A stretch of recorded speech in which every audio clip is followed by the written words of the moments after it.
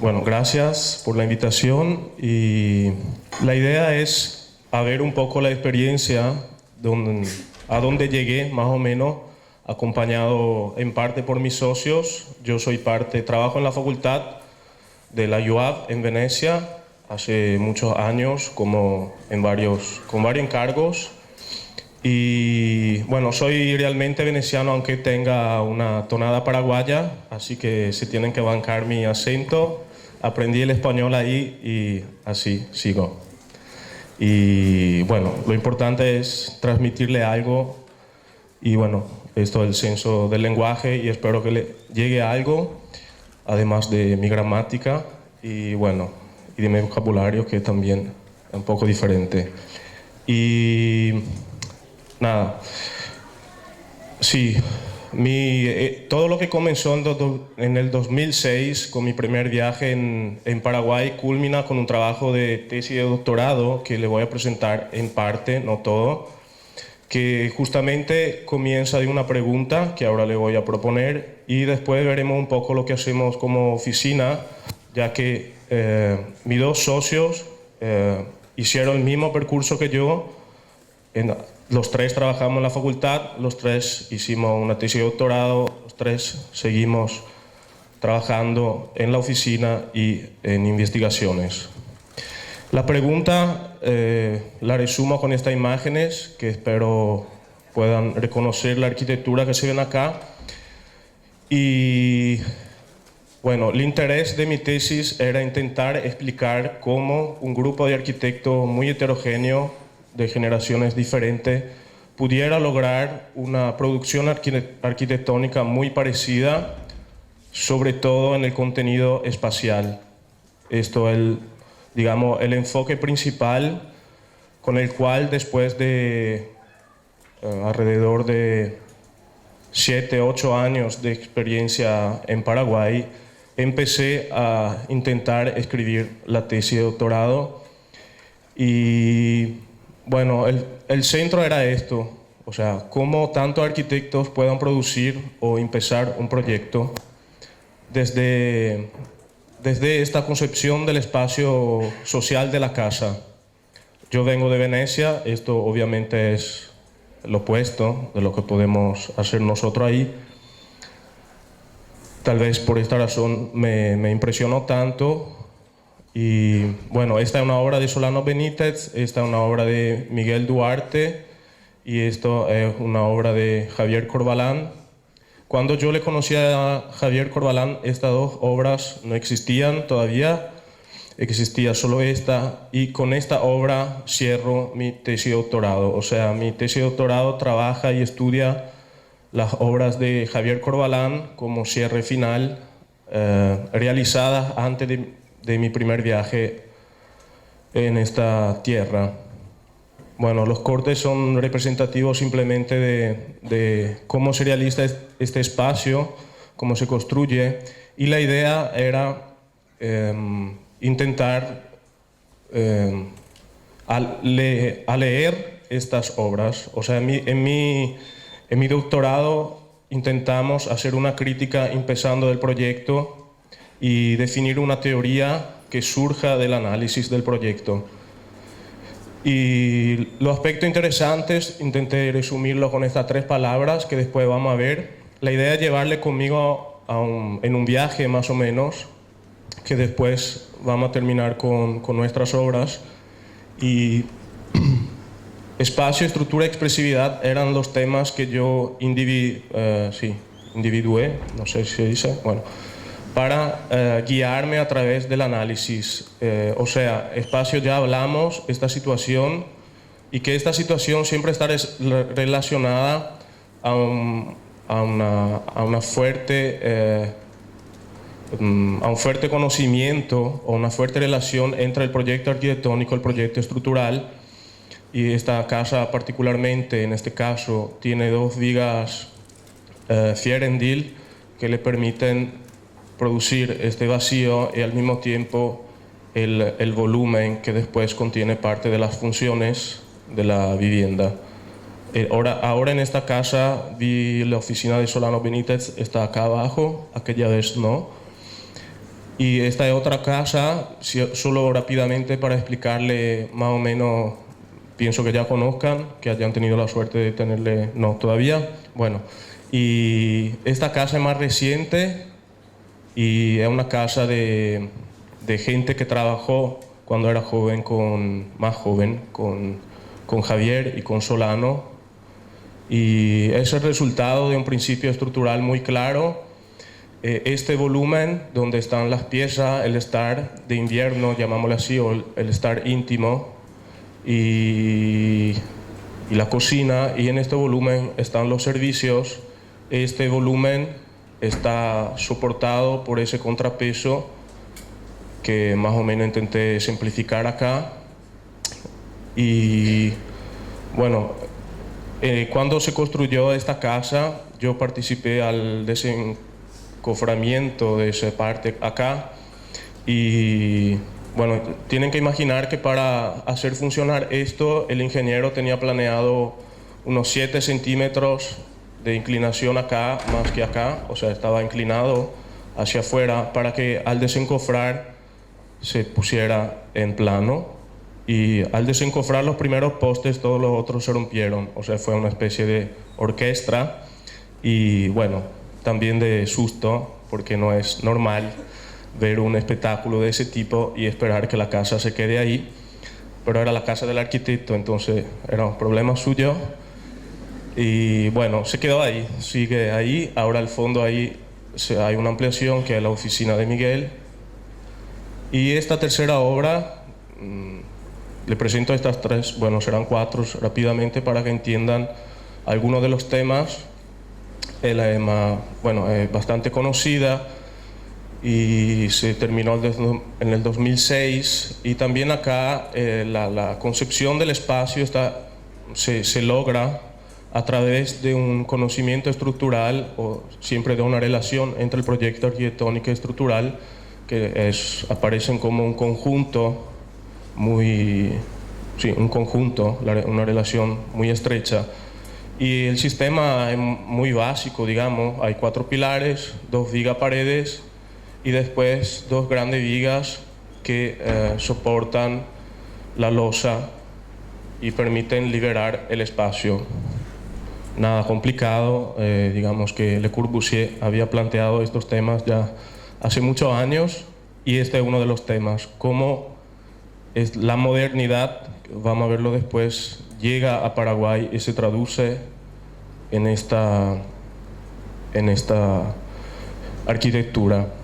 Esta es otra casa, no tiene 2 niveles, pero es muy útil. Acá el nombre mismo de la casa es la estructura, y son 6 vigas y cada una soporta la otra, y al cruzarse y al desfasarse aumenta la altura en los puntos, digamos, en algunos puntos significativos, y al mismo tiempo se produce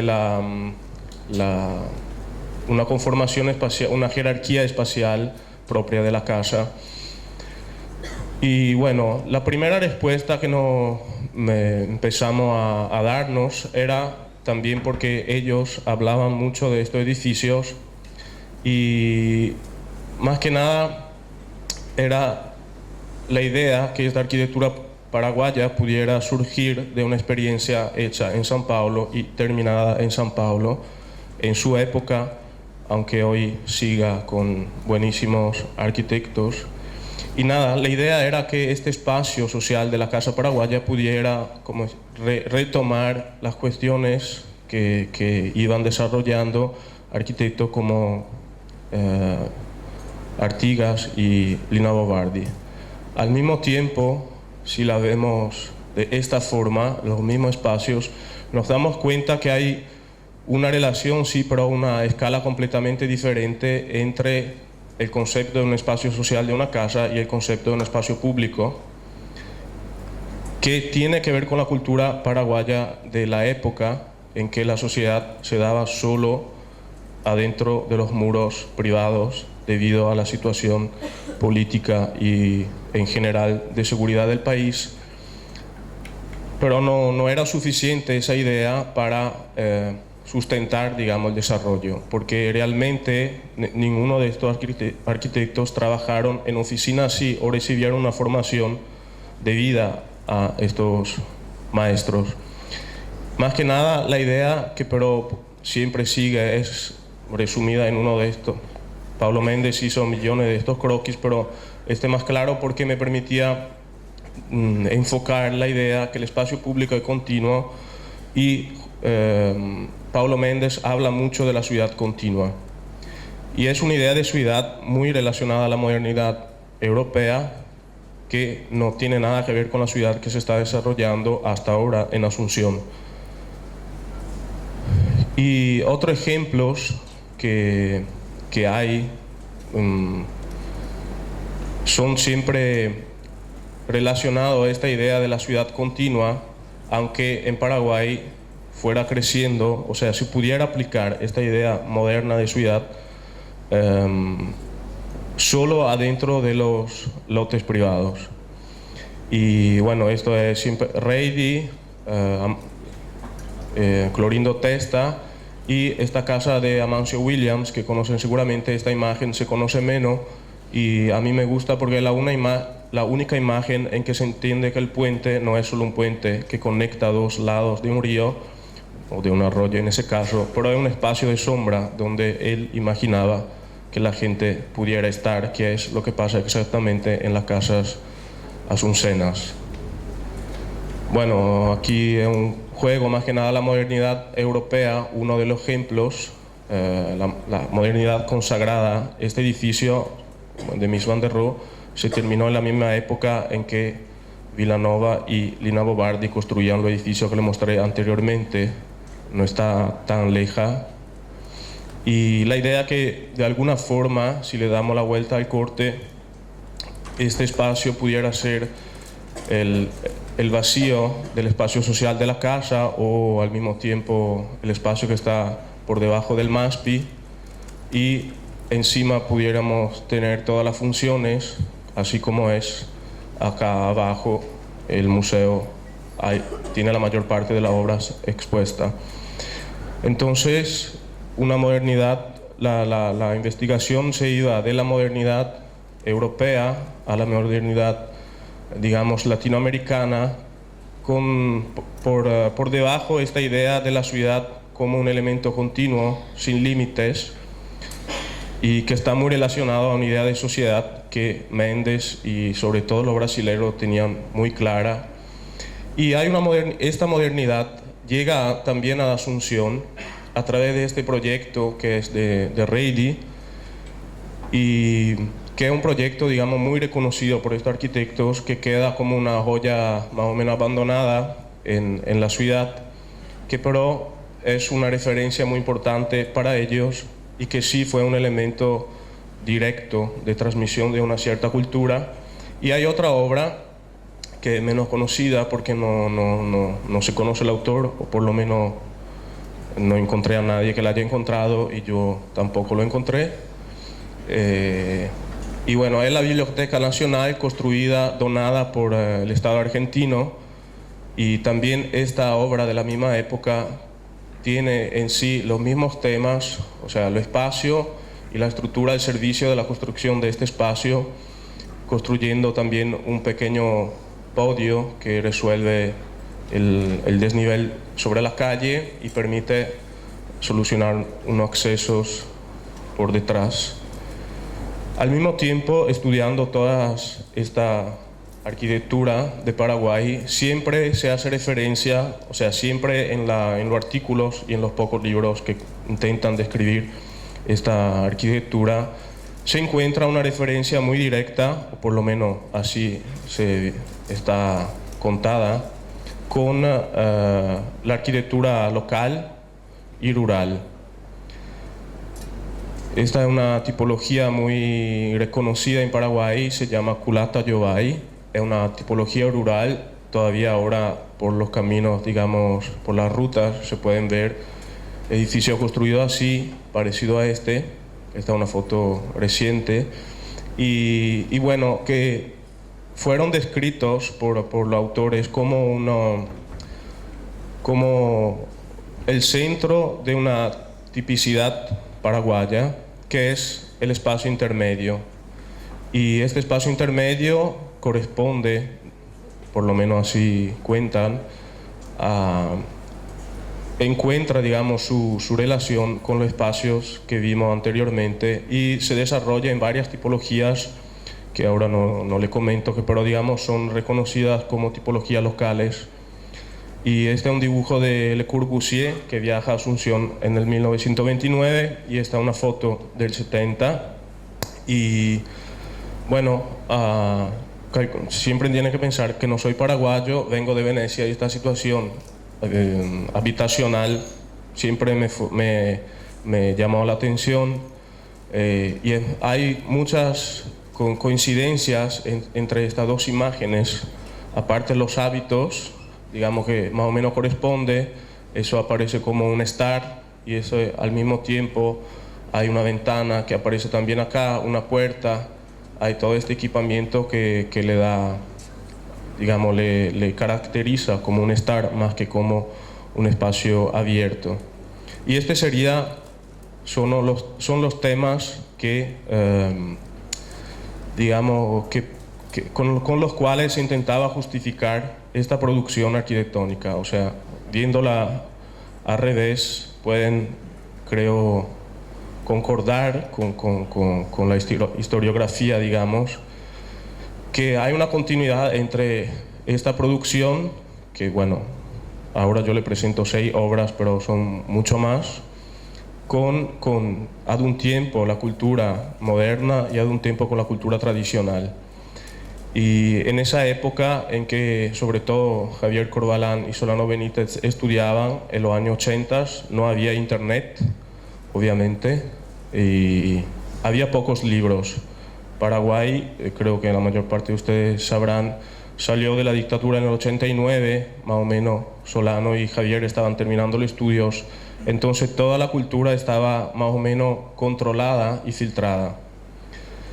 Y para entender mejor y responder a estas preguntas, descubrí que en los años 80, exactamente cuando estudiaban Javier y Solano, y aparecieron estos libros, y estos libros me permitieron establecer un contacto directo entre estos temas de la cultura local y estos arquitectos, porque en esa época este señor Silvio Ríos enseñaba en la facultad, Ramón Gutiérrez haciendo este libro, que es más o menos uno de los únicos libros que hay sobre la arquitectura en Paraguay, digamos desde el punto de vista histórico, para en el 1911. Y este libro que más que nada intenta describir todas las tipologías rurales paraguayas, y está escrito por uno de los fundadores de la Facultad Católica, donde Javier se escribe algún año después, donde Javier Corvalán se cursa. Y bueno, y los ayudantes, los colaboradores, los profesores que colaboraron a la edición de este libro, muchos de ellos colaboraron al libro y enseñaban en la facultad. Y para entender de dónde viene esta producción en Paraguay, llegué a una historia muy argentina, acá cerca, y Gutiérrez y Weissman se hacen una pregunta y comienzan a hablar y a establecer relaciones más directas con otros profesionales en la búsqueda de una identidad que se concreta, digamos, en estos encuentros formalmente dados, que todavía siguen cada tanto, que se llaman Seminarios de Arquitectura Latinoamericana, y donde estos profesionales de toda Latinoamérica se juntan a hablar para buscar una identidad de la arquitectura latinoamericana. Ahora, para mí como italiano y como arquitecto italiano, nunca me puse el problema de buscar una identidad de mi arquitectura, si fuera italiano o si fuera de otro lugar, no sé. Y estas personas sí, se encontraban en un momento dado para buscar una identidad. Y estas representaciones son muy divertidas y bueno, ve acá están los arquitectos y se van al Valle de la Identidad y abajo hay 3 yacaré, no sé, no. Y bueno, no encontré los originales, así que no se lee mucho, pero son, digamos, homenaje a Ramón Gutiérrez y a Marina Weissman, que le guiaron a la búsqueda de la identidad de la arquitectura latinoamericana. Y este es el sistema de... Sí, este dibujo se llama Geografía del Pensamiento, de cómo en un continente o 2 continentes tan grandes, si se pudiera concentrarse o ponerse a construir un pensamiento común y un pensamiento que fuera latinoamericano. El principio del latinoamericano para mí era intentar entender si la arquitectura que estaban haciendo en Paraguay era latinoamericana o era otra cosa. Y todo este momento se da por algo que ustedes conocen mejor que yo, que es debido a un cambio político, que es también un cambio cultural. Siempre Weissman y Gutiérrez, todo este redescubrimiento de la propia identidad a través del conocimiento de la propia arquitectura local, de ahí los libros sobre la cultura tradicional en Paraguay, sale de una década perdida, así llamada, que creo que conozcan mejor que yo, y bueno, que obviamente mi tesis no trata de este tema desde el punto de vista político, simplemente es un hecho que durante la década perdida estos arquitectos se hacen la pregunta, porque cambia el sistema de dominio de Estados Unidos, al ser, digamos, territorial, pasa a ser financiero y no hay más necesidad de estar a condicionar otros territorios a través de la presencia, sino que cambia totalmente el sistema de control. Y bueno, y en ese momento hay una falta cultural, la referencia era dada por un lugar ajeno, y en ese momento, al cambiar la gestión, faltan la referencia, y de ahí sale la pregunta de una búsqueda de la propia identidad.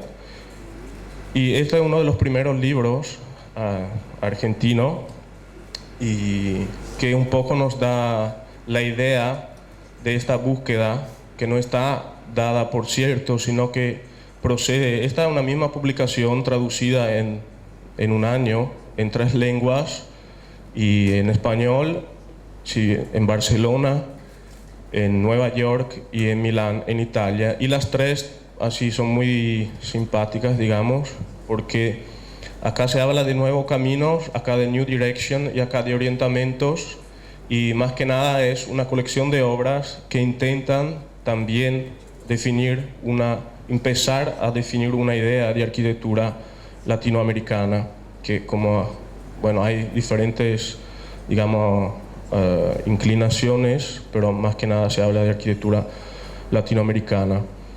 Y de acá sale otras publicaciones, le pongo alguna significativa por las tapas, por el título, una muy famosa, Regionalismo Crítico o Modernidad Apropiada, de Fernández Cox. Esta tapa más que nada me interesa porque para nosotros, o sea, para cualquiera probablemente, antes de estos años, una tapa así no hubiera tenido algún significado. Nosotros estamos acostumbrados a la heterogeneidad. O sea, vivimos en un imaginario que por la globalidad es heterogéneo, y acá estamos antes de la globalidad. Y se piensa que América Sur pueda estar hecha de esto y de esto al mismo tiempo. Y esto es lo que intenta, digamos, describir con la palabra regionalismo crítico, modernidad apropiada, que eran temas que me habían dado para estudiar y entender si la arquitectura hecha en Paraguay ahora pudiera pertenecer a una de estas 2 eslogan. Y bueno, acá entramos otra vez en una biblioteca que fue bastante significativo encontrar. La arquitectura latinoamericana comienza con este libro. Antes no se hablaba de arquitectura latinoamericana. Y este libro colecciona proyectos y arquitecturas desde el 1945 hasta el 55. Se hace una muestra en el 55 en el MoMA, donde se intenta, a través de estas obras, construir una idea de arquitectura latinoamericana. Es interesante que esto pasa en New York, después de algunas otras muestras que hizo el MoMA, que son referidas a la construcción de una continuidad, digamos, cultural entre Estados Unidos y la América Latina. La primera muestra era sobre el México, que es, digamos, bueno, una historia larga, la relación entre México y Estados Unidos. Y esta otra, la siguiente, del 43, que anticipa esta, es la continuidad, intenta construir una continuidad cultural a través de la arquitectura entre Estados Unidos y Brasil. Y la siguiente ya aparece el continente, digamos. Y al seguir, en el 2015, para celebrar los 50 años de esta muestra, se hace esta otra muestra en donde se continúa a intentar a evidenciar una continuidad entre la arquitectura latinoamericana y el MoMA. El MoMA, básicamente, esto lo dice otro investigador, hizo esta muestra con la intención de construir una continuidad declarada entre, al cambiar la forma de gobierno de los territorios, se intenta construir una continuidad cultural. En el mismo año es muy interesante ver cómo en Austin, que es ex colonia, o sea, es un ex territorio mexicano, donde hay un centro de estudio sobre la arquitectura latinoamericana, se publica este libro que tiene una premisa de Lerner, donde se habla de Modern Architecture in Latin America. O sea, la dicción Latinoamérica no es más caracterizante la arquitectura, más bien un lugar. Se habla de arquitectura moderna en América Latina, no más de arquitectura latinoamericana. Y bueno, en realidad, y acá, digamos, se cierra esta parte. Lo que esta investigación, digamos, bibliográfica me ayudó a entender es que siempre América, la idea de América, en este sentido la charla se titula Otra América, es construida a través de una referencia ajena. O sea, Latinoamérica simplemente representa la voluntad de los españoles o de los ibéricos de construir una continuidad cultural. Tal vez ustedes entiendan eso más fácilmente que yo, pero cuando en el 29, digamos, termina completamente una relación directa entre España y América Latina, se hace esta muestra y bueno, los escritos acá adentro son muy... España llamada la madre y América la hija. O sea, ahí se intenta reforzar esta continuidad perdida entre la península ibérica y América. O sea que otra vez hay un libro que se llama Los 100 nombres de América, en que, digamos, un autor recopila todas las declinaciones que América tuvo en referencia a otra presencia que le daba el nombre. Y esto sigue hasta ahora. En breve vamos a estar en la BIAU, que es una Bienal Iberoamericana, y en este libro aparece la primera obra publicada de Corvalán y premiada en el 2002 en una muestra en Chile.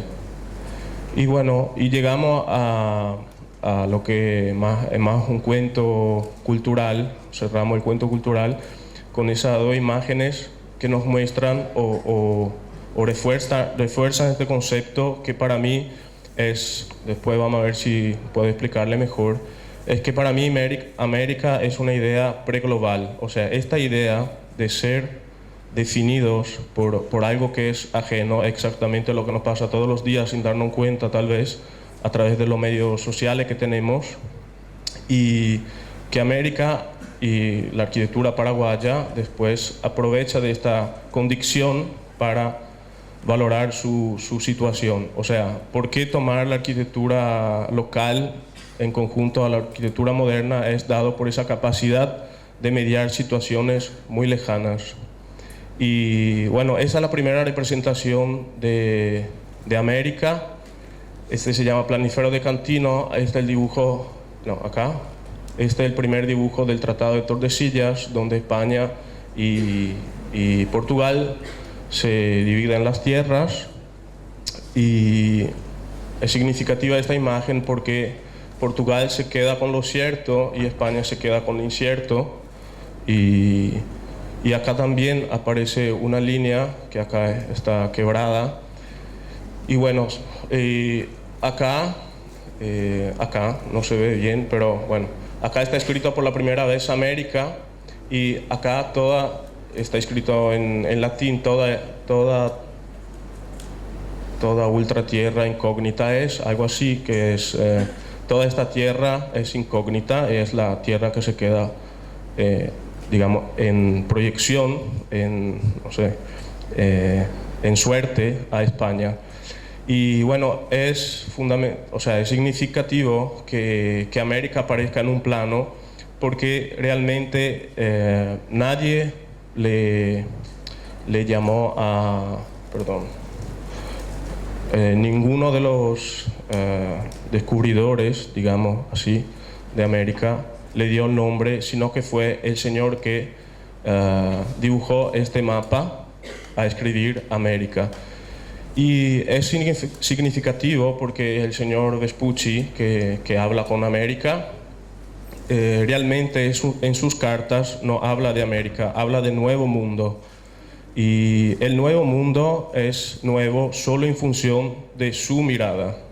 Ya existía la Tierra, ya estaba toda la América, también la que no está dibujada, ya existía. Y el hecho que sea nuevo es solo en función del conquistador. Y en este sentido es, digamos, desde su origen, de su nombre hasta de su nombre, América siempre fue definida a través de una presencia que está afuera de ella.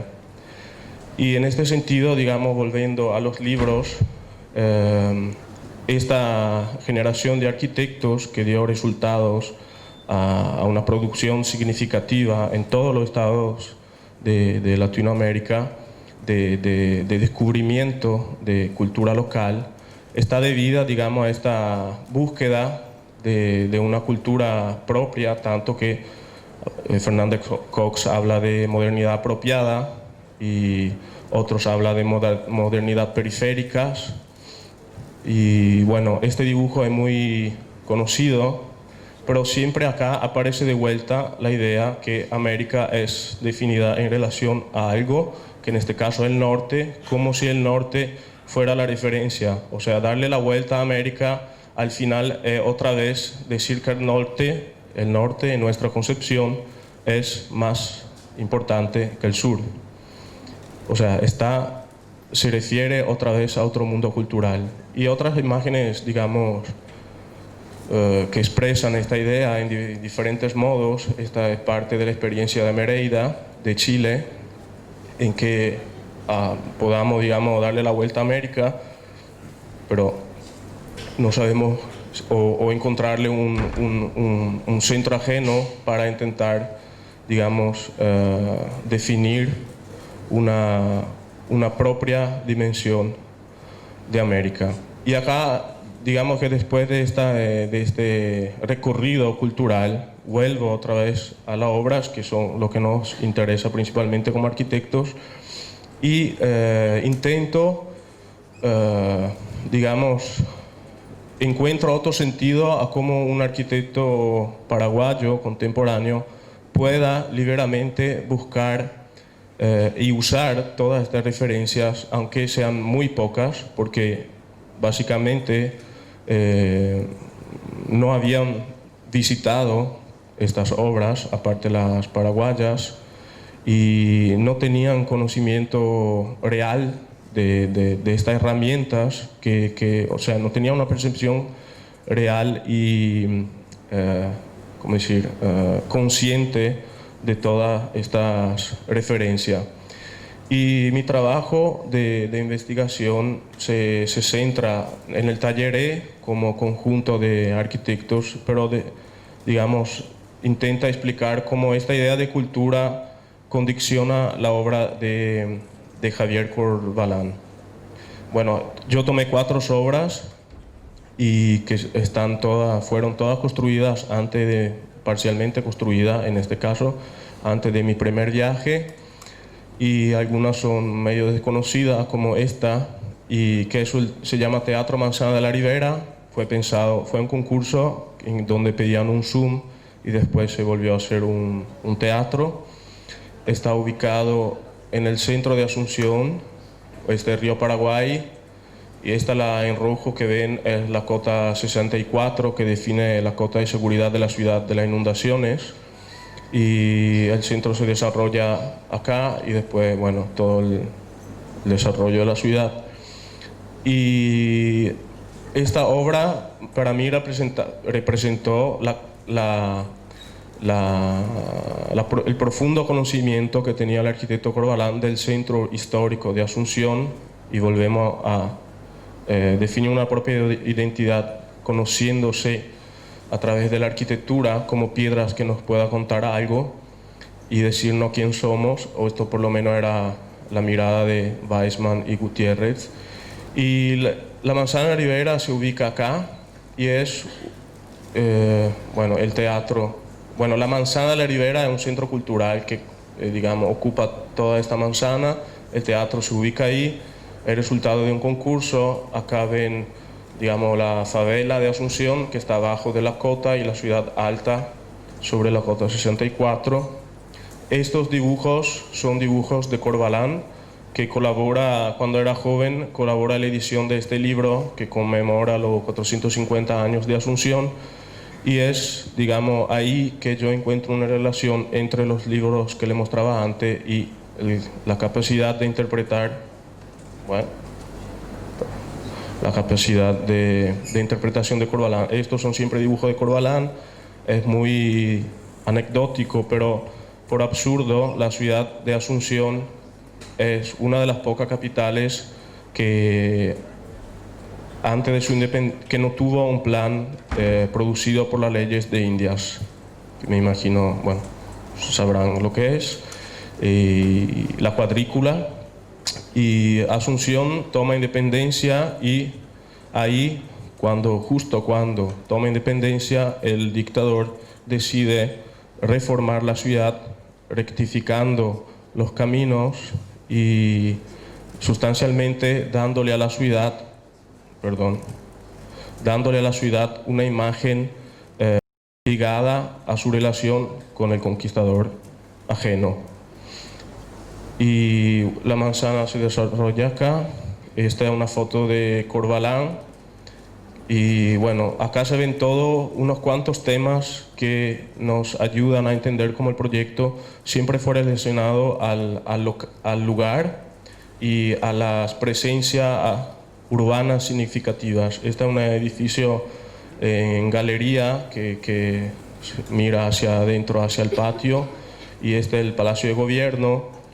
Esto en 900, mitad de 800, y ahí el río Paraguay, que es, digamos, la laguna en realidad del río Paraguay, que es el lugar de donde la ciudad se fundó. Y bueno, me gusta siempre hacer ver esta foto de Corvalán con esta imagen, que es uno de los otros dibujos de Le Corbusier que dejó sobre Asunción.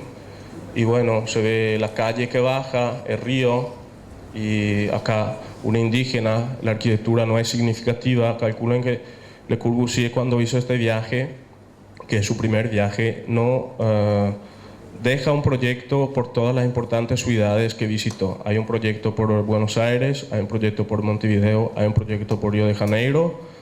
No hay un proyecto por Asunción. Y algunos amigos me dijeron que tal vez en Asunción no había ni un inversionista, entonces no desgastó su creatividad para dejar un proyecto. No había clientes útiles. Y bueno, se resume más o menos todo el proyecto, es un dibujo del arquitecto, es digamos, un muro en espiral que se encierra en sí.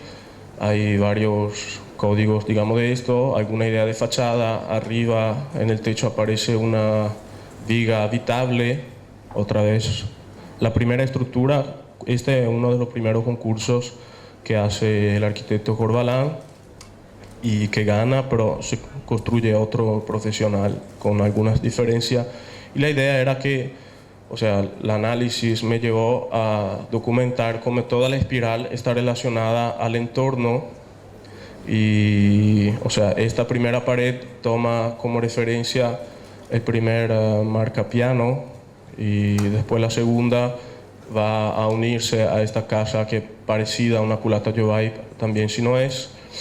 Y así se desenvuelve, digamos, la espiral hasta conformar esta continuidad espacial que, bueno, más o menos yo intenté ver. Aparecen varias tipologías locales y el intento del arquitecto es poner en continuidad todos estos elementos, el corazón de manzana que le llaman ellos, y las galerías, el espacio intermedio, y todo este espacio público está conectado con una rampa que está metida adentro de los muros en espiral, o sea, acá adentro, y que lleva a una terraza.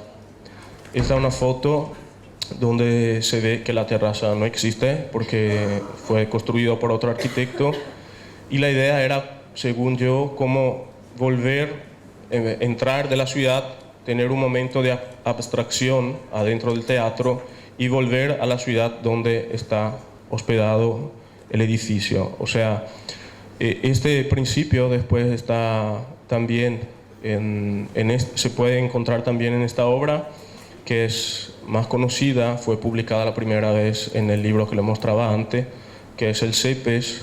Se encuentra, digamos, a las márgenes del centro histórico. Y bueno, también acá no se ve bien, pero esta es una imagen del libro de Gutiérrez, el estudio de cómo ocupar la manzana. Y esta es la primera propuesta del arquitecto, que es muy relacionada a una formación ochentosa, digamos. O sea, acá aparecen todas cosas que vieron por varios lados, o que por lo menos yo vi en muchas partes de América, y que este muro cuadriculado, y acá se ve un pequeño croquis del corte, y acá un pequeño croquis de la planta. Y estos son dibujos que yo encontré en un envoltorio de un libro, que son explicativos de un libro de Corvalán que tenía en su biblioteca, que describen el proyecto. O sea, acá la idea es muy ligada a la cultura que recibían en la facultad en aquellos años, la cultura postmoderna, y tiene mucha referencia con algo parecido al Teatro del Mundo de Aldo Rossi. Está el modulor, o sea, aparece otra vez en forma de figurita, digamos, la cultura moderna europea. Y la segunda hipótesis es completamente diferente. Esto es el cambio entre un proyecto y el otro. Acá el edificio llena el espacio vacío, y en esta solución, acá se ve la planta más o menos, es una tira de hormigón que, doblando en sí misma, produce diferentes situaciones, no hospeda realmente ninguna función particular, sino que permite el acceso a diferentes lugares. Y la idea es exactamente esa, pasar de construir un elemento adentro de este vacío. Esta es la maqueta que construye el andamento del vacío. En realidad, Corvalán arregla dos edificios existentes acá al costado, y este proyecto en realidad intenta simplemente darle una forma al vacío y poner en continuidad estos dos ensanches al final del callejón. Y bueno, también acá hay una especie de espiral. Esta es el comienzo de la cinta, que es también la puerta, que está hecha de igual forma en hormigón y se levanta por dentro. acá, digamos, es representada cerrada. Y la cinta después es una rampa, una pared, una losa, una pared y otra losa que al final te permiten volver otra vez a la ciudad y percibir otra vez el río Paraguay, de donde la ciudad se genera. Bueno, y acá concluyo esta primera parte, es un croquis explicativo que Corvalán hace ya en los años 2000 para sus charlas, y su atención va a la calle como espacio público, y la idea es que de este espacio público el edificio no produzca una separación, más bien una continuidad. Y esta idea de la calle que entra en el edificio y a su vez llega al mirador final y hace que el visitador, digamos, vuelva a la ciudad. Y estos temas de la arquitectura como un dispositivo relacionado y en relación con la ciudad donde se ubica son temas muy relacionados a la cultura que él recibió en la facultad, en tener atención al lugar mismo donde estaba, más que a culturas ajenas que se veían en la primera versión, que era muy relacionada a la arquitectura, digamos, desarrollada en el mundo occidental. Bueno, acá pasamos a la segunda parte, donde digamos que intento analizar como estos temas de la arquitectura como un sistema, un dispositivo relacionado a la ciudad. Intentamos aplicarlo en nuestra oficina, y como algunos temas de la estructura y del espacio de la expresividad, intentamos también traducir en una arquitectura que no sabemos si tiene una identidad italiana, pero por lo menos es la que logramos hacer con los pocos que tenemos, y nosotros nos gusta representarnos así. Esta es una imagen de nosotros tres, somos fusionados, algunas partes son mías y los pelos son míos y la barba también. Bueno, esta idea es que tenemos una arquitectura bastante heterogénea y no nos conformamos precisamente a un objetivo estético, más que nada a trabajar sobre estos principios que intenté mostrarle en la obra de Corvalán. Y este primer proyecto, digamos que lo comentamos como una situación muy difícil, que es la de atrapar las nubes, y se trata de una cosa que construimos en Paraguay, y así que no hablamos de arquitectura hecha por italianos en Paraguay en ese momento. Y en este caso, la dueña de la casa, lo único que le interesaba de su casa era su jardín, que le cuidaba más que a sí misma, y lo único que teníamos que hacer era un quincho sin arruinar el jardín.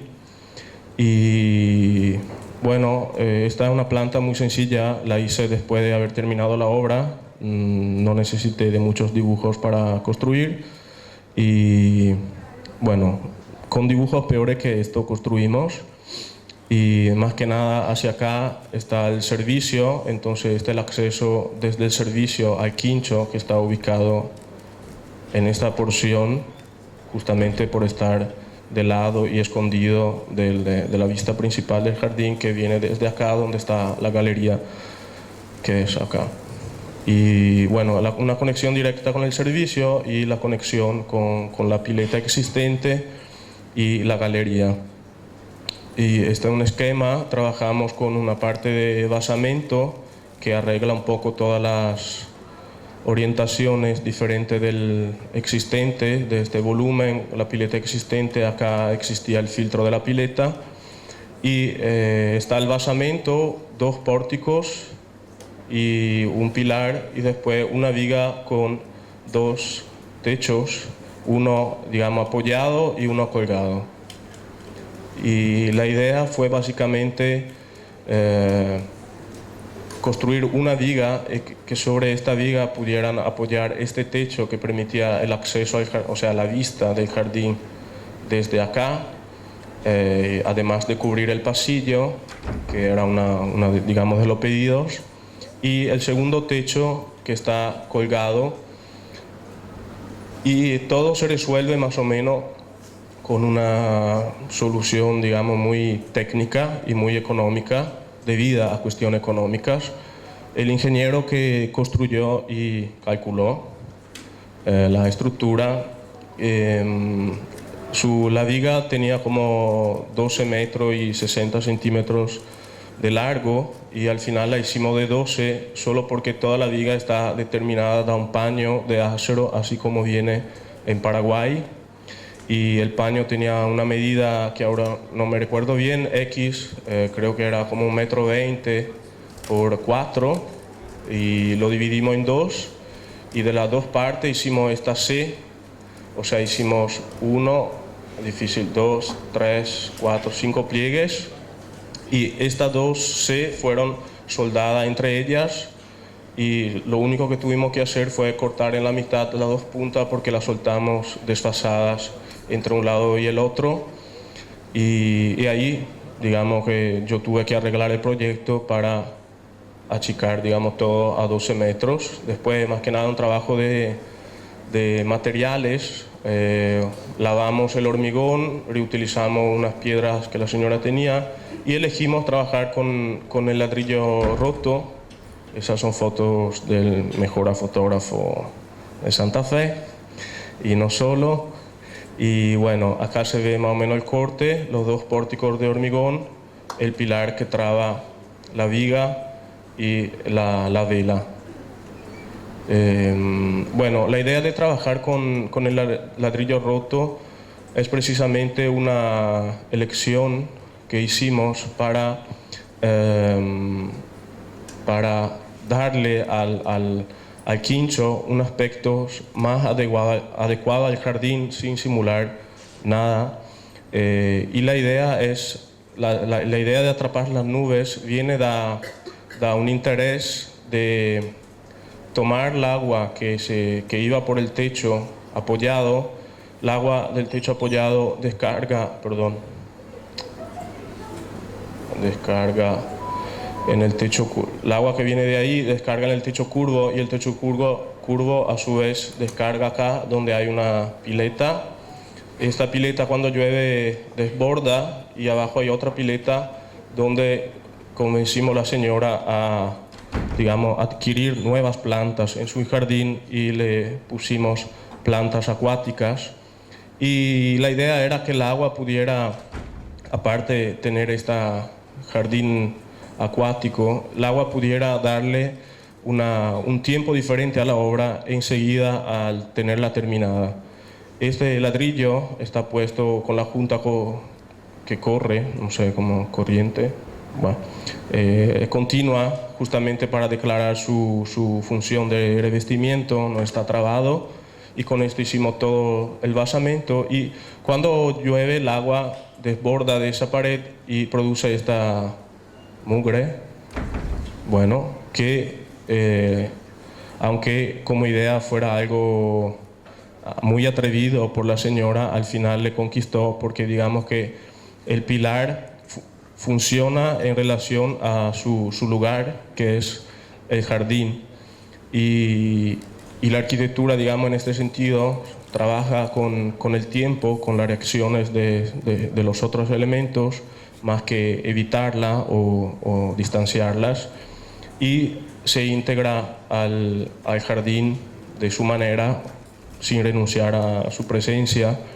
Y bueno, después la señora se copó, no sé, y siguió poniendo plantas en todas las esquinas raras que habíamos producido, y que obviamente si uno antes de verlas uno no se imagina qué puede hacer ahí.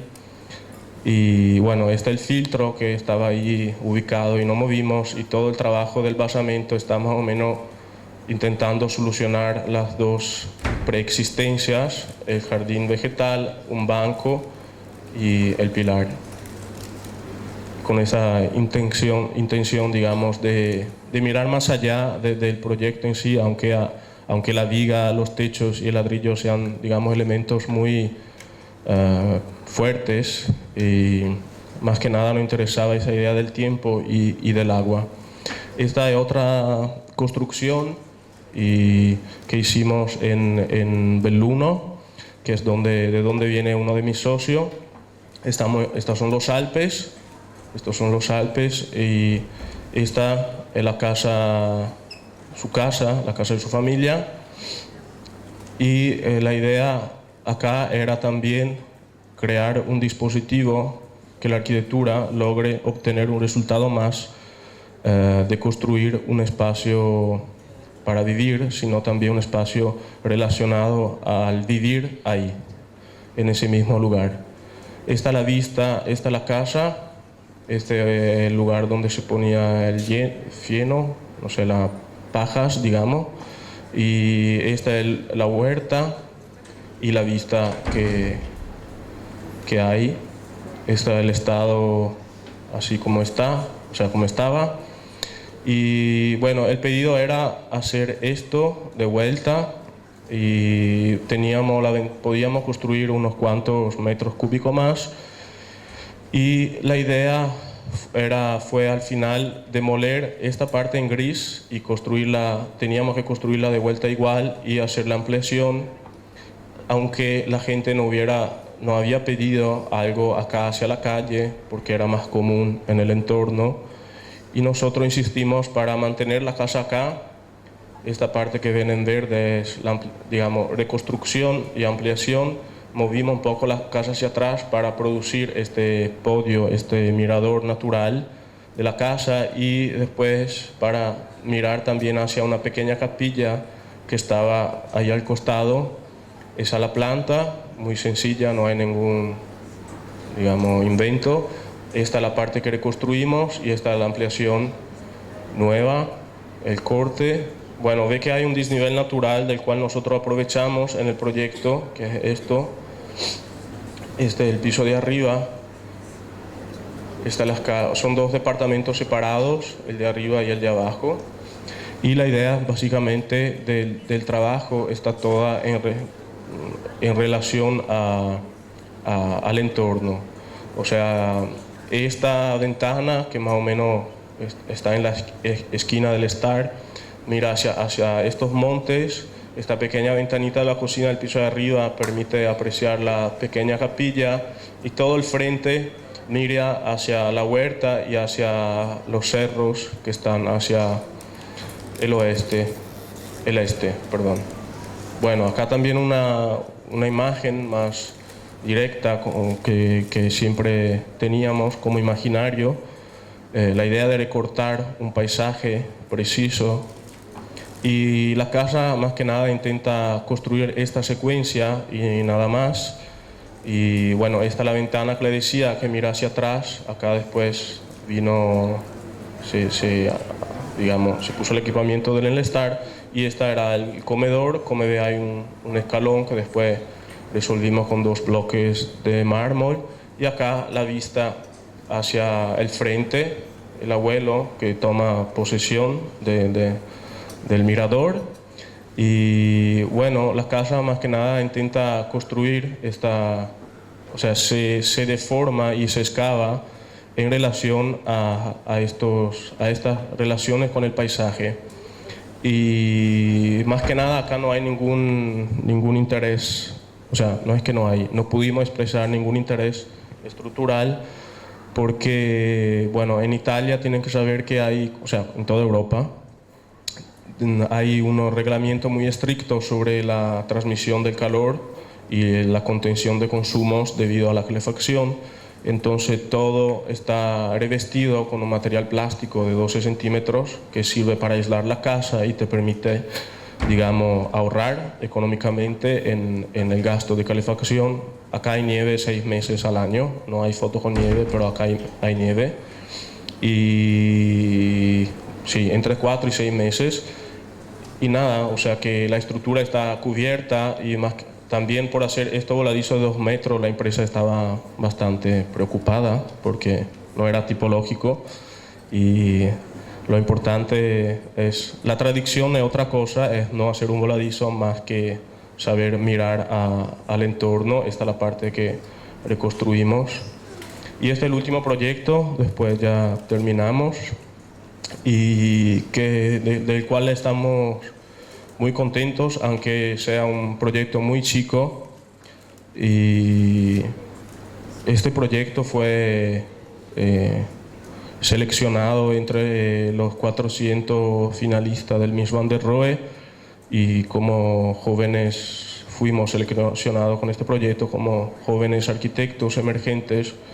No ganamos, obviamente, y bueno, este proyecto comienza de este lugar. Este lugar es un sitio UNESCO. Lo que vieron antes es la sección de una oreja del aparato auditorio, y después van a entender por qué. Este es un sitio UNESCO. Estas incisiones son entre la más antigua de Europa, y la idea, o sea, el concurso pedía hacer un acceso facilitado por los discapacitados. Y bueno, este es el sitio UNESCO en 3 partes. Nosotros trabajamos en esta, y en todos los 3 sitios hay estas piedras con estas grabaciones, incisión o grabación, igual, es bueno. Y bueno, este es el entorno muy amplio. Estamos en Lombardía. Uno de los dibujitos que hay ahí, por ejemplo, es el símbolo de la región Lombardía, sería de la provincia de Santa Fe, como es muy reconocido.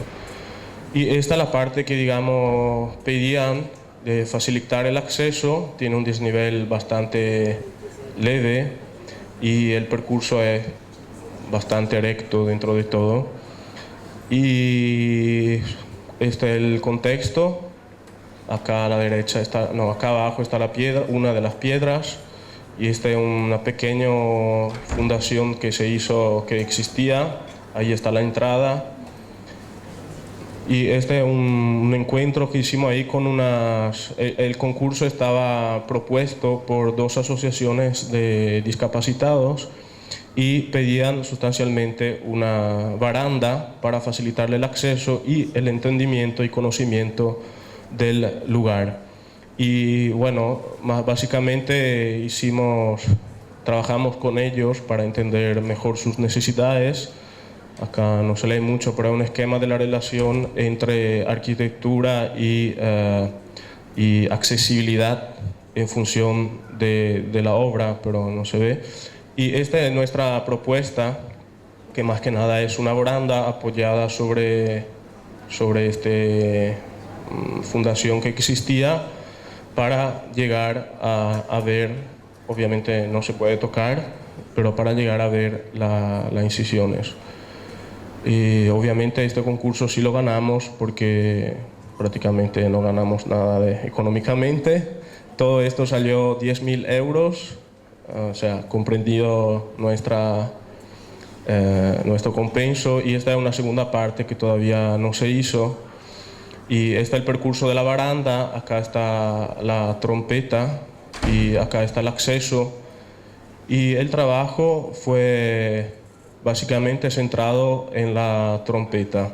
La idea es que cuando entras, una fotocélula activa una maquinita que es básicamente como un elemento que suena en la trompeta. Y, o sea, básicamente, bueno, después le explico. Y la idea de la baranda está relacionada a una doble situación. Cuando la baranda en curva es de metal, y cuando la baranda es recta, o sea, sigue un camino recto, pusimos unas baldosas de hormigón, y para que el ciego pueda sentir qué tipo de camino anda haciendo. O sea, el hecho que el metal es frío y es más pequeño en sección, le permite entender que está en curva, y la parte de las baldosas que son todas estas, con estas incisiones, le permite entender que el camino es recto, o sea que puede también cambiar su atención con respecto al camino que está haciendo. Y todos estos dibujos lo hicieron parte de esta asociación, le involucramos a participar dibujando unas frases o unos dibujos como otras incisiones que pudieran enriquecer el percurso hasta llegar a la piedra. Y bueno, estas son las baldosas con las incisiones dibujadas por los discapacitados. Y esta es básicamente la trompeta. Se realizó de forma muy diferente de como nosotros dibujamos 5 veces, pero ni una fue la realizada por cuestiones económicas. Y básicamente la idea, bueno, este es uno de los dibujos que, como ven, no tiene nada que ver con esto. Y bueno, la idea es fundamentalmente también acá producir una realidad aumentada a través de elementos analógicos y arquitectónicos. Sustancialmente, cuando vos entras en el parque, se activa el sonido, la maquinita que está acá adentro, y la idea es que vos o un ciego pueda empezar a sentir como si alguien estuviera incidiendo, y a medida que te acercas suena más fuerte, y cuando llegas al final el sonido queda igual. Y la idea es hacer participar a todos nosotros, que no solo el hecho que se vea el dibujo, sino el hecho que se esté haciendo puede enriquecer el dibujo mismo, porque ya nosotros no podemos participar del acto, de la producción del dibujo, así como no lo puede participar un ciego que no va a ver el dibujo. Pero así todos vamos a participar del hecho en el tiempo que aquel dibujo que estamos yendo a ver esté construido.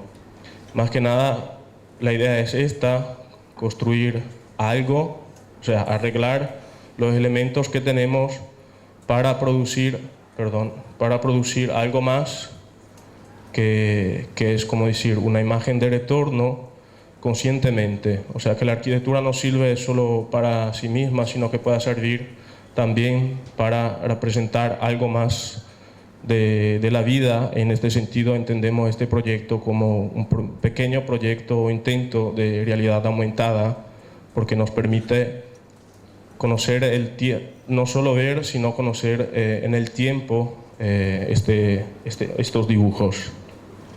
Y así termino.